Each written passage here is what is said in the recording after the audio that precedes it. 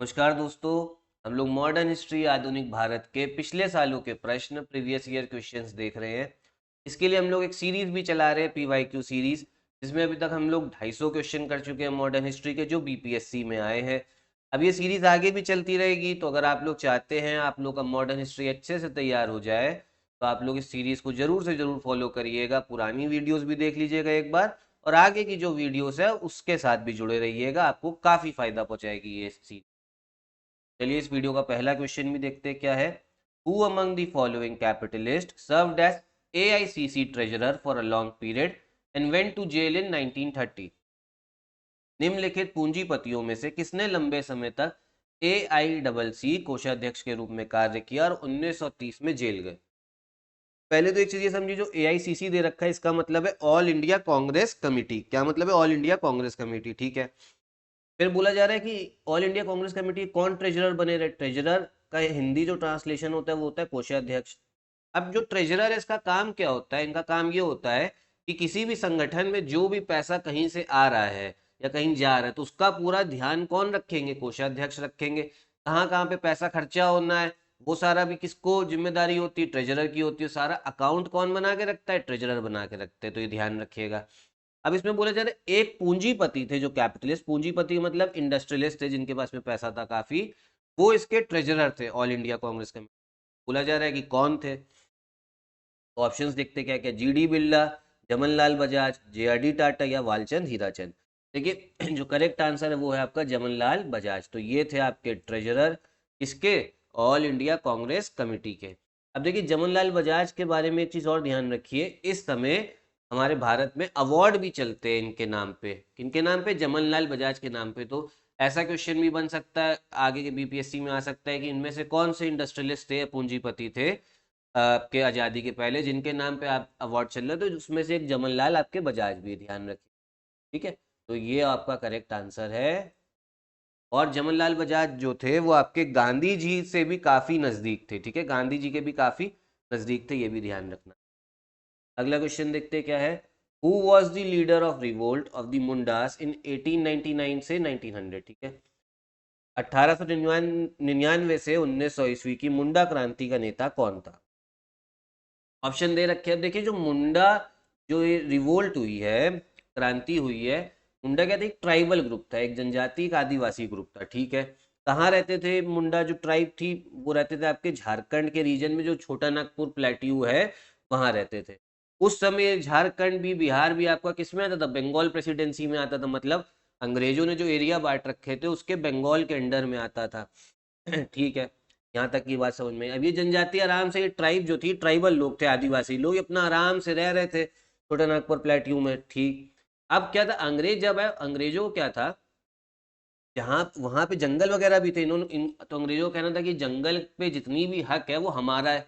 अंग्रेजों ने कानून बनाए और वो जंगलों में घुसने लगे, ठीक। तो इससे मुंडा वाले जो लोग थे, मुंडा ट्राइब थी, उनको उसमें भी दिक्कत हुई कि आप देखो हम यहाँ पे सदियों से रह रहे हैं, कितने सालों से रह रहे हैं, कितने सालों से रह रहे हैं, और आप जो है हमारी टेरिटरी के अंदर घुस रहे हो, ठीक है। एक तो अंग्रेजों ने ये करा। दूसरी चीज क्या हुई, आपका ये समझिए कि बाहर के लोग आके सेटल होने लगे इनके लैंड पे। अब जैसे बहुत लोग आए, वो जमींदार बन गए वहां पे। अब क्या हुआ, वो इन्हीं से, मुंडा लोगों से ही क्या लेने लगे? पैसा लेने लगे कि भैया ऐसा है, अब ये जमीन मेरी हो गई, अब तुम पैसा लाओ। मुंडा के जो लोग थे वो लोग कहते थे कि देखो अभी तक हम रह रहे हैं, अब तुम पैसा भी हमसे मांग रहे हो। तो जमींदार जो थे वो भी आने लगे। फिर वो इन अब ये लोग क्या करने लगे, फिर इनको भी अपनी रोजी रोटी चलानी थी, फिर ये लोग एग्रीकल्चरल लेबरर का काम करने लगे, मतलब किसान की तरीके काम करने लगे, किसके? जमींदार के अंडर में। अब जब क्रॉप फेल हो जाती थी, फिर इन लोगों ने लोन भी इनको लेना पड़ा, तो इन लोग की जो आर्थिक स्थिति थी काफी ज्यादा खराब हो गई थी। फिर उस समय आए बिरसा मुंडा, ठीक है। तो जो लीडर थे वो तो बिरसा मुंडा ही थे, बिरसा मुंडा है। उन्होंने कहा देखो हम लोग यहाँ पे रह रहे इतने साल से, अंग्रेज घुस के आ रहे हैं। फिर जो बाकी जो भारतीय लोग हैं, अच्छा ये लोग जो मुंडा, कोई भी ट्राइब होती है वो ये चाहती है कि जो बाहर के लोग भी है वो भी ना आए, ठीक। जो बाकी भारतीय लोग भी है वो भी हमारे लैंड में ना घुसे, वो लोग ये चाहते हैं। बाकी भारतीय लोग आ रहे हैं, वो जमींदार बन जा रहे हैं, फिर हम ही से रेंट ले रहे हैं। ये कौन सा तरीका है? हमें अपने जमीन पे क्या कहते हैं, अगर मान लीजिए हमें पेड़ काटने हैं तो उसमें दिक्कत कर रहे हैं ये लोग अंग्रेज, और अंग्रेज अपने कानून के हिसाब से काट के लेके जा रहे हैं। तो फिर बिरसा मुंडा ने कहा कि अब ऐसा है, ऐसे तो कुछ नहीं हो पाएगा, अब हम लोग को करनी पड़ेगी क्रांति। फिर 1899 से 1900 में बिरसा मुंडा के अंडर में मुंडा ट्राइब ने क्रांति करी, रिवोल्ट करी। हालांकि इसका नतीजा ये रहा था कि अंग्रेजों ने इस रिवोल्ट को दबा दिया था, सप्रेस कर दिया था, लेकिन इसका मैसेज बहुत दूर तक गया। मैसेज ये था कि ट्राइबल लोग को इतना मत दबाओ, अगर ज्यादा दबाओगे तो वो लोग भी आपके खिलाफ क्या कर सकते हैं, रिवोल्ट कर सकते हैं और क्रांति कर सकते हैं। ये एक मैसेज था। और बिरसा मुंडा को तो सोते हुए पकड़ लिया गया था। किसने? अंग्रेजों ने पकड़ा था। कब पकड़ा था? वो डेट भी ध्यान रखिएगा, 3 मार्च 1900, ठीक है, सोते हुए पकड़ लिया था, ये ध्यान रखिएगा। तो ये थी आपकी मुंडा रिवोल्ट के बारे में। अगला क्वेश्चन देखते हैं क्या है। Who presided over the first session of all India किसान सभा? अखिल भारतीय किसान सभा के पहले सत्र की अध्यक्षता किसने की? ये वाला क्वेश्चन भी पहले देख चुके हैं, मुंडा वाला भी देख चुके थे पहले, मतलब पुरानी वीडियोस में देखा है, जो सीरीज में शुरू वाली सीरीज की जो शुरू की वीडियोस। अब देखिए, ऑल इंडिया किसान सभा कब बनी है? बनी है आपके 1936 में, ठीक है। कब बनी है? इंडियन नेशनल कांग्रेस, भारतीय राष्ट्रीय कांग्रेस का लखनऊ का सेशन हो रहा था। कहाँ पे? लखनऊ में सेशन हो रहा था, तब ऑल इंडिया किसान सभा बनी।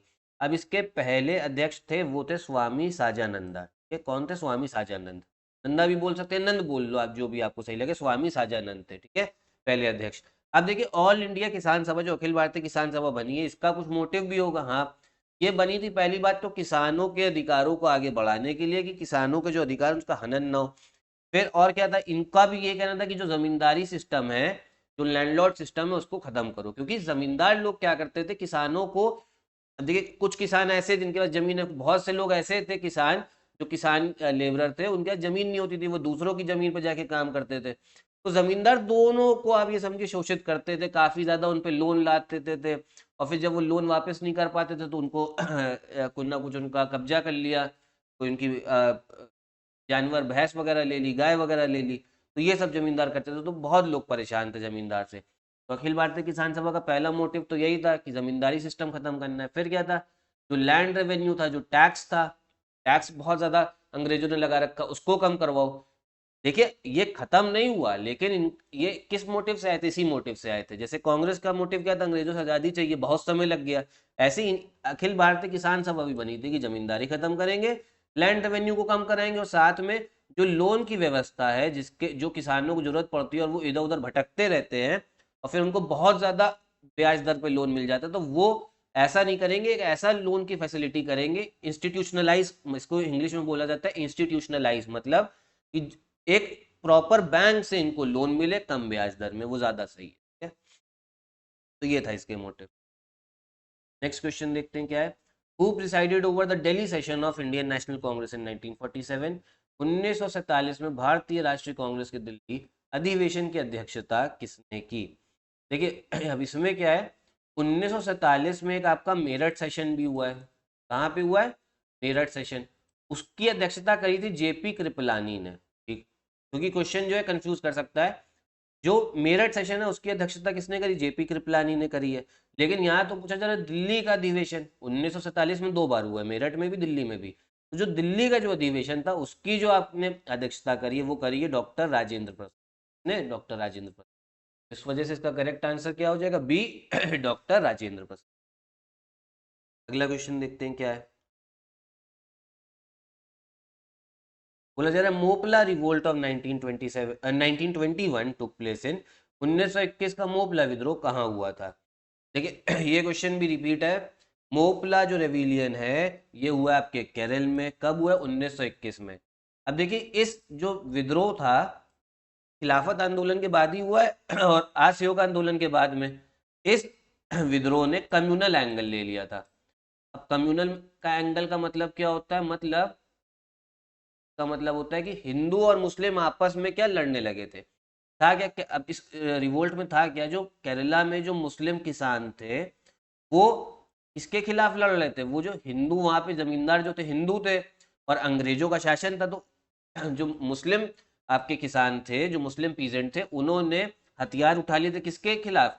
हिंदू जमींदार के खिलाफ भी उठा लिए थे, अंग्रेजों के खिलाफ भी। आप जमींदार के खिलाफ उठाते तो वो चलो ठीक था, लेकिन जब सिर्फ हिंदुओं को टारगेट कर रहे हो, तो इस वजह से जो ये रिवोल्ट है, इस वजह से रिवोल्ट को कम्युनल बोला जाता है। और इसमें जो मुस्लिम वहां पे किसान थे, उन्होंने जो परसिक्यूट किया है, जो रिवोल्ट करा है, मतलब काफी हिंदुओं को मारा गया था, और काफी जो ब्रिटिशर्स थे वो भी मरे थे इसमें। ठीक, अंत में क्या हुआ भाई, ब्रिटिशर्स ने अपनी एक स्पेशल फोर्स, स्पेशल बटालियन मंगाया, उसका नाम था मालाबार राइट फोर्स, कुछ ऐसे करके था, एग्जैक्ट नाम मुझे ध्यान नहीं आ रहा। एक स्पेशल बटालियन अंग्रेजों ने बनाया और फिर ये रिवोल्ट को उन्होंने क्या करा था, अंग्रेजों ने सप्रेस करा था, ये ध्यान रखिए। अगला क्वेश्चन देखते हैं क्या, अभी देखिए मैच करेक्टली है सही मैच करिए। अब देखिए ये क्वेश्चन कैसा है, पहले तो ये समझते हैं। बरदोली कहाँ पे है, बरदोली है आपके गुजरात में।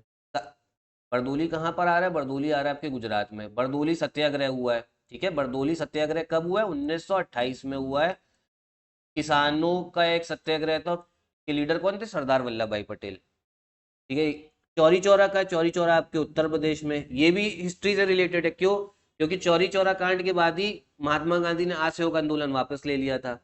ठीक, अगर आपको दो ही चीज पता लग गई, ए का 2 और बी का 4, तो देखिए ए का 2 और बी का 4 किस में दे रखा है, कोट्स दे रखे, ए का 2 किस में, दोनों में, बी और सी में, चलो ठीक है, और बी का 4 किस में, सी में।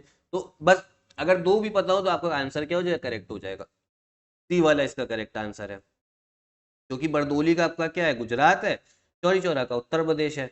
तो ए का हो गया आपका 2 हो गया गुजरात, बी का आपका कितना हो गया, बी का हो गया आपका, देखिए 4 आ रहा है, तो बी का 4 किस में दे रखा है, सी में दे रखा है। बाकी यरवदा की बात करेंगे, महाराष्ट्र में ये जेल थी, यरवदा सेंट्रल जेल, यहाँ पे महात्मा गांधी और डॉक्टर बी आर अम्बेडकर के बीच में पूना पैक्ट हुआ है, ये भी पुरानी वीडियोस में बता चुके हैं। और नोखाली कहाँ पे, ये आपके वेस्ट बंगाल में। हाँ, वेस्ट बंगाल में आपके यहाँ पे, वेस्ट बंगाल में नहीं है एक्चुअल में, ये बंगाल के बांग्लादेश में मिसप्रिंट हो रखा है ये, बांग्लादेश में यहाँ पे दंगे हुए थे 1946 में, ये ध्यान रखिए। क्वेश्चन मैच द फॉलोइंग पूछ लेता है आप लोगों से, और इसमें आप लोगों को दिक्कत भी होती है, लेकिन क्या है, सिर्फ दो ही अगर ऑप्शन भी पता होंगे तो आप लोग मैच द फॉलोइंग आसानी से करें। अगला क्वेश्चन देखते हैं क्या है, when did queen Victoria declare the taking over of Indian administration under British crown, महारानी विक्टोरिया ने ब्रिटिश क्राउन के तहत भारत प्रशासन का अधिग्रहण कब किया था। देखिए इन्होंने पहले क्या था, 1700, जब अंग्रेज आए 1773 में पहला रेगुलेटिंग एक्ट आया, तब तक क्या थी, ईस्ट इंडिया कंपनी जो थी, जो कंपनी थी जो व्यापार करने आई थी, सिर्फ वही रूल कर रही थी भारत में। उसके बाद में क्या हुआ, 1857 में क्रांति हुई ईस्ट इंडिया कंपनी के खिलाफ में। तब महारानी को लगा इंग्लैंड की कि भैया ऐसा ना हो कि ये भारत जो है सोने की चिड़िया हमारे हाथ से निकल जाए, इसलिए जो प्रशासन है, जो पूरा एडमिनिस्ट्रेशन है, इसको के अंडर में ले लें, हम लोग अपने अंडर में ले लें। तो इन्होंने कब लिया है, वो लिया है आपके 1 नवंबर 1858 को। कब, 1 नवंबर 1858, ध्यान। अगला क्वेश्चन क्या, in which year did lord Curzon cancel the partition of Bengal, lord Curzon द्वारा किया गया बंगाल विभाजन किस वर्ष रद्द किया गया। तो ये रद्द हुआ आपका 1911 में, ठीक है। देखिए इसमें हल्का सा ये इंग्लिश वाले में मिसप्रिंट है क्या, पार्टीशन जो था आपका विभाजन, वो तो लॉर्ड कर्जन ने किया है, ठीक है। पार्टीशन जो है विभाजन लॉर्ड कर्जन ने किया है, लेकिन उसका जो रिवर्स है, उस पार्टीशन विभाजन को रद्द किसने किया था, वो करा था लॉर्ड हार्डिंग ने। किसने, लॉर्ड हार्डिंग ने 1911 में, ध्यान रखिए। अगला क्वेश्चन क्या है, when did the British government appoint Sadler university commission for reforms in education, शिक्षा में सुधार हेतु ब्रिटिश सरकार ने सैडलर विश्वविद्यालय आयोग कब नियुक्त किया। ये आपका नियुक्त हुआ है, ये हुआ 1917 में। था क्या, जो कलकत्ता यूनिवर्सिटी थी उसमें कुछ प्रॉब्लम्स थी, तो उन्होंने अपने ब्रिटिशर्स को बताया अंग्रेजों को, तो अंग्रेजों ने कहा कि हम ऐसा करते हैं, एक कमीशन बनाते हैं, क्योंकि इनको कोई भी काम करना होता था अंग्रेजों को, वो या तो कमेटी बनाते थे, कमीशन, तो सैडलर यूनिवर्सिटी कमीशन बनाई गई। क्योंकि जब अंग्रेज यहाँ पे शासन कर रहे भारत में, तो शिक्षा भी तो उन्हीं को देखनी है यहाँ पे, शिक्षा शिक्षा का भी तो काम उन्हीं को होगा। वो चाहते भी थे कि यहाँ पे ज्यादातर भारतीय कौन से माध्यम में शिक्षित हो, अंग्रेजी माध्यम में, क्योंकि फिर वो हमारे यहाँ नौकरी भी तो कर सकेंगे। अंग्रेज जो थे भारत में शासन कर रहे थे, अब उनको अपने यहाँ जो अधिकारी क्लर्क की जरूरत है, अब क्लर्क वो चाहते थे कि भारतीय है जिसको इंग्लिश आती हो, इसलिए वो एजुकेशन पे भी उन्होंने ध्यान दिया। और सैडलर यूनिवर्सिटी कमीशन का मैं वो आया 1917 में। लास्ट क्वेश्चन देखते हैं इस वीडियो का क्या है, सम्राट शाह आलम द्वितीय ने ईस्ट इंडिया कंपनी को बंगाल, बिहार तथा उड़ीसा की दीवानी कब प्रदान की। Emperor Shah Alam to give the diwani of Bengal, Bihar and Orissa to East India company. दीवानी का मतलब होता है रेवेन्यू राइट्स, मतलब जो टैक्स है जो सरकारी खजाने में जाता है, जितना भी टैक्स आ रहा है वो सारा आपके पास आएगा, मतलब उसका रखवाली कौन करेगा, ईस्ट इंडिया कंपनी करेगी। दीवानी का मतलब ये होता है, और सिविल जस्टिस भी आ जाता है इसमें आपका, ठीक है। तो दीवानी का तो किसने दिया, शाह आलम टू ने दिया, 1765 में दिया, अभी बता रहे, ठीक है। क्यों दिया था, क्योंकि 1764 में ईस्ट इंडिया कंपनी ने बैटल ऑफ बक्सर को जीत लिया था, ठीक है, उसके बाद में ट्रीटी ऑफ इलाहाबाद हुई। फिर इन्होंने शाह आलम टू ने क्या बोला कि जब जीत लिया तो ठीक है, हम तुम्हें आपको दीवानी दे दे रहे हैं। तो दीवानी कब दिए? वो दिए 12 अगस्त 1765 को। कब? 12 अगस्त 1765। दीवानी का मतलब यही हो गया, जो टैक्स इतना आ रहा है वो कौन कलेक्ट करेगा? ईस्ट इंडिया कंपनी कलेक्ट करेगी। तो ध्यान रखिए। यही थे आपके वीडियो के क्वेश्चंस। कोई डाउट हो तो कमेंट बॉक्स में लिखिए। वीडियो पसंद आई तो लाइक करिए, चैनल को सब्सक्राइब करिए, अपने दोस्तों में भी शेयर करिए। यहीं पे वीडियो भी खत्म करते हैं। नमस्कार।